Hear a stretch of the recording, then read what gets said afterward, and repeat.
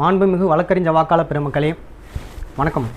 நான் உங்களுடைய advocate R Parasuraman, ஹைகோர்ட்டில் ப்ராக்டிஸ் பண்ணிகிட்ருக்கேன். உங்கள் எல்லாருக்குமே தெரியும். ஸோ வர்ற மார்ச் 30 நம்ம Bar Council of Tamil Nadu and Puducherry election conduct பண்ணுறாங்க அப்படின்னு சொல்லிட்டு பார் கவுன்சில் எலெக்ஷன் வந்து நடக்க போகுது. ஸோ அந்த எலெக்ஷனில் எல்லாருமே ஓட்டு போட போகிறீங்க. இப்போது நான் இந்த வீடியோ எதுக்காக போட்டிருக்கேன் அப்படின்னு சொல்லிட்டு பார்த்தீங்கன்னா, ஆர்சி பால் கனகராஜ் அவர்கள் கிட்டத்தட்ட 40 வருஷமாக 39 வருஷத்தை தாண்டி வந்துட்டு 40வது வருஷத்தை ரன் பண்ணிகிட்ருக்காரு. 40 வருஷமாக வந்துட்டு அவர் ப்ராக்டிஸ் பண்ணிகிட்ருக்காரு. உங்கள் எல்லாருக்குமே மேக்ஸிமம் தெரிஞ்சிருக்கும். அந்த ப்ராக்டிஸில் எந்த இடத்துலையுமே ஹாலிடேஸை தவிர அவர் கோர்ட்டுக்கு வரத்துக்கு தவறுனதே கிடையாது. எல்லா நாளுமே அவர் கோர்ட்டுக்கு வருவார். எல்லா நாளுமே வந்து அவர் கோர்ட் அட்டன் பண்ணுவார். அதே மாதிரியே கிட்டத்தட்ட அவர் இந்த 39 வருஷத்தில் பார்த்திங்கன்னா எத்தனையோ ஜூனியர்ஸு கிட்டத்தட்ட அப்படி இப்படின்னு சொல்லிட்டு நீங்கள் தமிழ்நாடு முழுக்க நிறைய பேருக்கு தெரிஞ்சிருக்கும். ஒரு 600 ஜூனியர்ஸ் அந்த மாதிரி இருப்பாங்க. அந்த 600 ஜூனியர்ஸுக்கு வந்து பார்த்திங்கன்னா எப்படி பெட்டிஷன் டைப் பண்ணுறது, எப்படி கோர்ட்டில் ப்ராக்டிஸ் பண்ணுறது, சைட்டேஷன்ஸ் எப்படி எடுக்கிறது, கிளைண்ட் இன்ட்ராக்ஷன் வந்து எப்படி கொடுக்கறது அப்படின்ற நிறைய விஷயங்களை வந்துட்டு அவர் சொல்லி கொடுத்துருக்கிறாரு. சாதி மதம் பார்க்காம எல்லாருக்கிட்டையுமே, எல்லா ஜூனியர்ஸ்கிட்டையும் சீனியர்ஸுன்னு சொல்லிட்டு பார்க்காம எல்லாருக்கிட்டையுமே வந்துட்டு சரிசனமாக பழகக்கூடிய ஒரு வழக்கறிஞர் அவர். ஸோ வழக்கறிஞர் அப்படின்றத விட ஒரு நல்ல மனிதர் அப்படின்னு சொல்லிட்டு சொல்லலாம். இப்போ நாங்கள்லாம் வந்துட்டு லா காலேஜ் படிச்சுட்டு இருக்கும்போது, நாங்கள்லாம் சென்னை சட்டக்கல்லூரியில் படிக்கும்போது எங்கள் எல்லாருக்குமே, எனக்கு மட்டும் கிடையாதுங்க, எங்கள் எல்லாருக்குமே நிறைய ஸ்டூடெண்ட்ஸுக்கு அவர் தான் வந்துட்டு ஒரு ரோல் மாடல். அவர் தான் வந்து அந்த ஒரு இன்ஸ்பிரேஷனான அட்வொகேட் அப்படின்னு சொல்லிட்டு சொல்லலாம். அவர் கூட ஜூனியர் ஆகணும் அப்படின்னு சொல்லிட்டு நிறைய பேர் வந்து ட்ரை பண்ணிகிட்ருக்காங்க.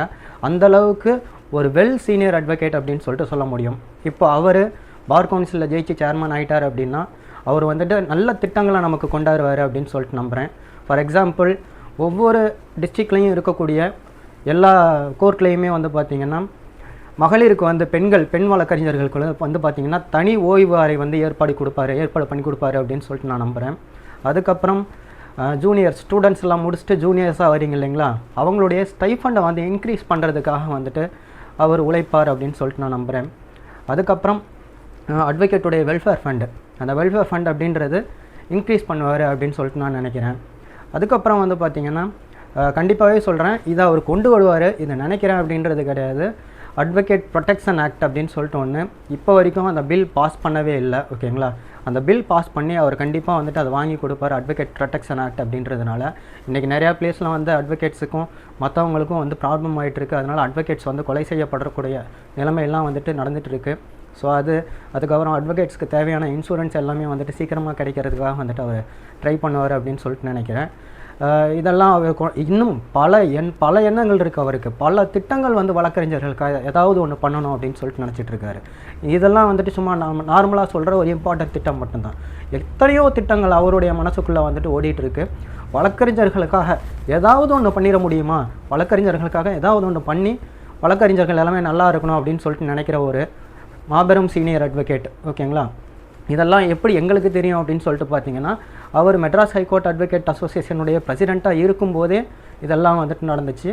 ஒரு சின்ன ஃபேன் போடணும் அப்படின்னா கூட அவர் அதுக்கான இது வந்து எடுத்திருக்காரு. ஸோ லிஃப்ட்டுக்கு பக்கத்தில் ஃபேன் போடணும் அப்படின்னா கூட அதையெல்லாம் வந்துட்டு அவர் தனியாக செப்பரேட்டாக வந்து பார்த்திங்கன்னா பண்ணியிருக்காரு. அது மட்டும் இல்லை, உங்கள் நிறைய பேருக்கு தெரியாத ஒரு விஷயம் என்ன அப்படின்னு சொல்லிட்டு பார்த்தோன்னா, இந்திய வரலாற்றுலேயே ஒரு அட்வொகேட் ஆர்கியூ பண்ணதை லைவில் டிவியில் சேனலில் காட்டினது அப்படின்றது ஆர்சி பால் கனகராஜ் சார் பண்ணது மட்டும்தான்.